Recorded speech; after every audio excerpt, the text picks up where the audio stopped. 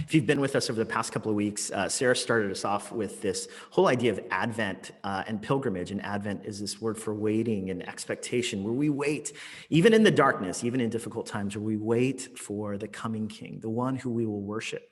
Now, this Jesus story, even in those times, was so subversive and so different. And you'll see why in a moment. But one of the things that Sarah started us out with was this idea of pilgrimage, how God often, and the spiritual life is often one in which not everything is kind of tied up and neatly bowed, but instead it's often kind of in the journey. She used this word called liminal space, this space in between, where we haven't fully arrived, where we're in the middle and sometimes often painful, disorienting moments, where God actually meets us and speaks to us in a powerful way. And she talked about that journey of Joseph and Mary in this moment. And you'll actually see that in the text that we just read today, that Samantha read. But also, Chuck last week talked about not only Advent hope that Sarah talked about, but Advent peace, how peace comes to us. And he explored the journey of the Magi who came to worship.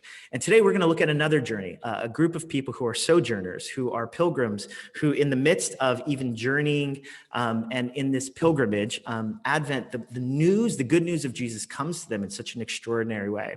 But again, this story is a very subversive one, and we're going to explore that even further today. So let's go to Luke chapter 2. Check out what it says, what Samantha just read for us. In those days, Caesar Augustus issued a decree that a census should be taken of the entire Roman world.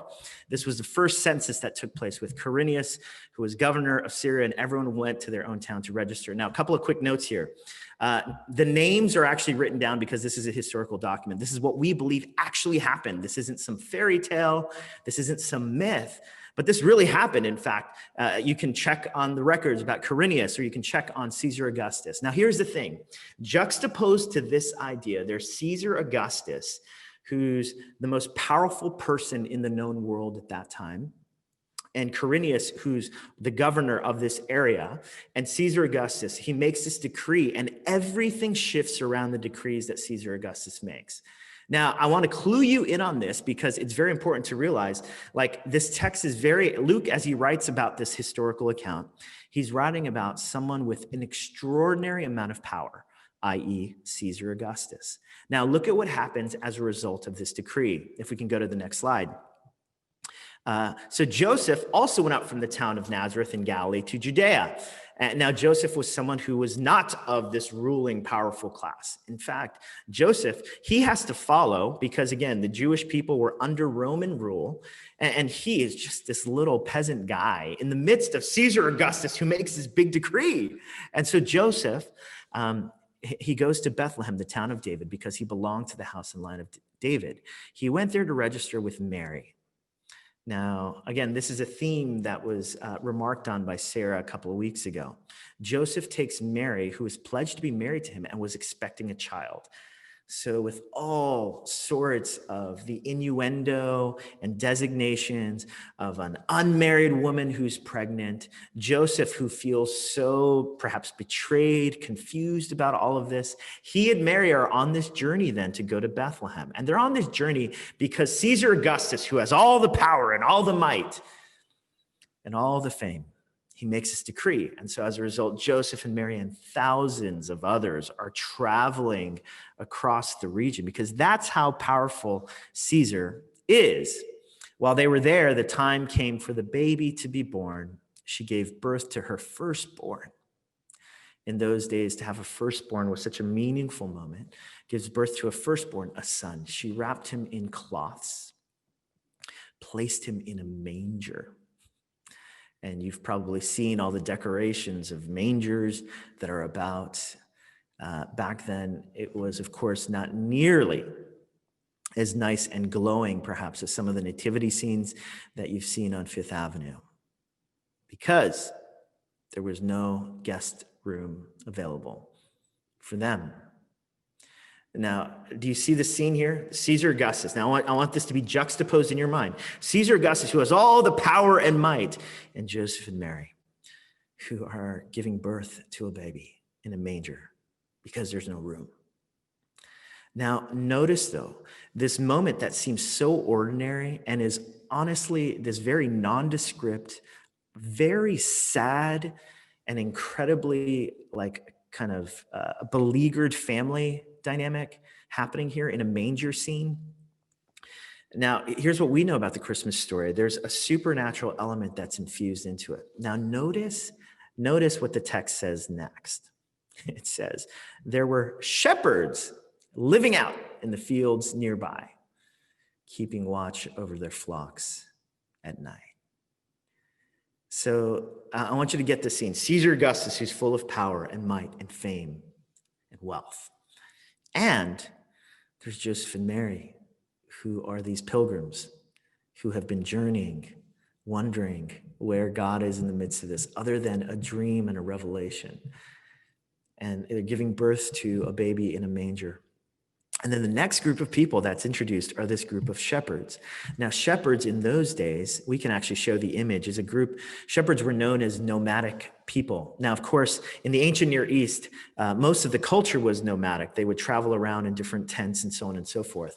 Now, shepherds, if you can imagine, they were not like the elite ruling class of even the people of the Jerusalem desert. In fact, they were people who were looked down upon. They had very little clout.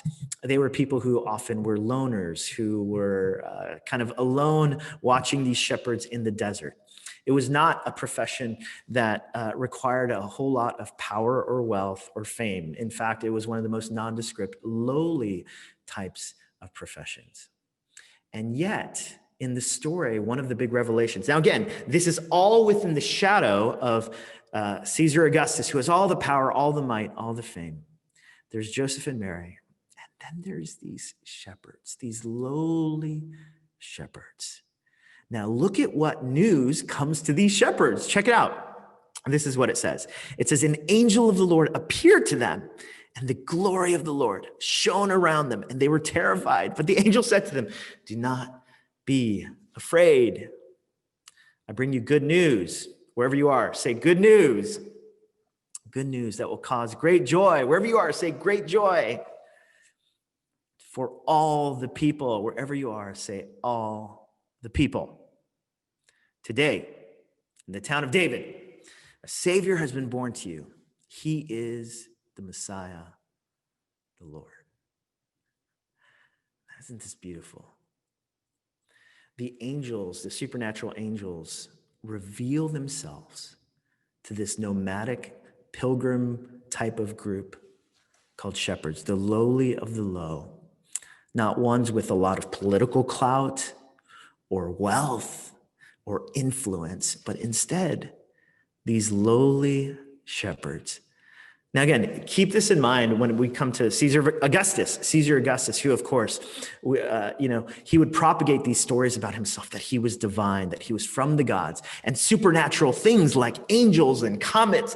These were the things of the tradition of Caesar, and Caesar Augustus especially. And yet, the story of supernatural revelation does not come to this ruling class, to the people in power, but comes to these lowly shepherds.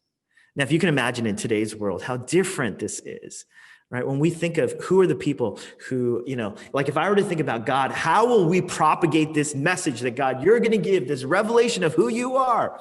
I'd find the person with the most social media influence, the most followers on Instagram or TikTok. So I said that to be relevant. I've never used TikTok. But anyhow, this is what we would do, right? We would basically say the people with influence or the people with power, political power. I'd want God to reveal himself to the people with the greatest might or to the people with the greatest wealth. To the Bill Gates of the world or Mark Zuckerberg or Jeff Bezos or whoever it is who has the most money in the world, because money equals influence. And there's something so beautiful about the revelation of this news that comes for these angels, that the heart of God wants to reveal itself, not necessarily to those with power or influence or wealth, but to these lowly shepherds. And the news that's brought to these lowly shepherds is this: good news that will cause great joy for all the people. Now, today, of course, we're focusing on this theme of joy. And it's this joy, this great joy, this mega joy that's available for all people, including even the shepherds. And here's what we discover about Advent joy. Great joy is available even for shepherds. Now, here's what every single one of us would probably agree upon, that it doesn't matter what class you belong to, what race you belong to, every single human being in the world experiences both goodness at times and both badness at times. Some people experience suffering, some people experience, or all people rather, I should say, experience suffering. All people experience moments of joy and happiness. However, we can also say that there's a certain way that the world functions, that there's a class of people who especially experience hardship and difficulty in a unique way. And usually, those are the people that we think about whenever we think about our sympathy, our hearts go out to folks who are experiencing loss or difficulty in a unique way. This pandemic has revealed that there's a certain class of people here, even in our country, who have experienced hardship to a much greater degree. Now, this is not to say that everyone here is not suffering in some degree. This is simply to say there's a group of people that are suffering in a unique, particular way, in a more meaningful way. Now, here's the thing. Again, if this story were to come, where the angel revealed himself and this news to Caesar Augustus, everyone in those days and in today's day would basically say, yeah, that makes sense. Someone with power and influence, because that's the way the world runs. But do you see how beautiful this is? That the good news of the Christian message comes to us and says, great joy is available, even for shepherds, even for people who experience hardship and difficulty in a unique way, who are the lowliest of the low.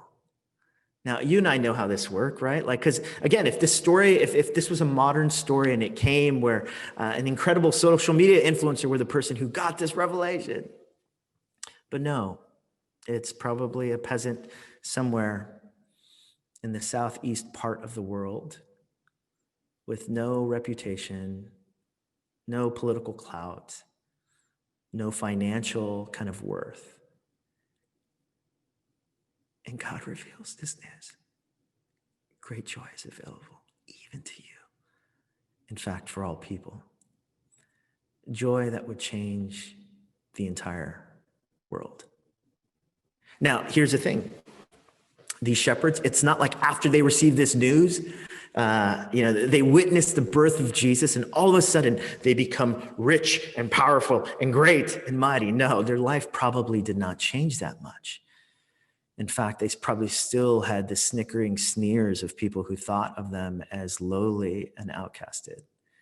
They probably had, long nights and days of watching sheep in this lonely manner. It's not like their lives really improved that much. Why? Because this is what we discover about joy. And you and I know this to be true. Joy is one of those things that lasts with us, that we keep. And it's not dependent on circumstance. It's dependent on a perspective, on a way of viewing reality in the world where joy is something that stays with us, that we keep despite the ups and downs that we encounter in the world around us. A friend of mine was sharing this story about how he was visiting this area of Cambodia and he had sprained his ankle. And so he had sprained his ankle. He was visiting Cambodia and he was visiting who would become his wife. And he was thinking about getting engaged to her and all this stuff. And he was really excited to see her. So he was in Cambodia, but he had this sprained ankle and he was he was so annoyed. He's like, of all the times for this to happen, for me to get a sprained ankle. And then he shared how he's kind of in his room and then he worked with an organization that worked with some of the poorest of the poor. And so got a knock on the door and this family came, and there was one person that was part of the family. The daughter came and took, this daughter comes in and she comes in on her crutches, and she's someone who had lost one leg in the midst of all the national strife that had happened in Cambodia. And she came and she was so delighted to see him, and she was like, Uncle Chris.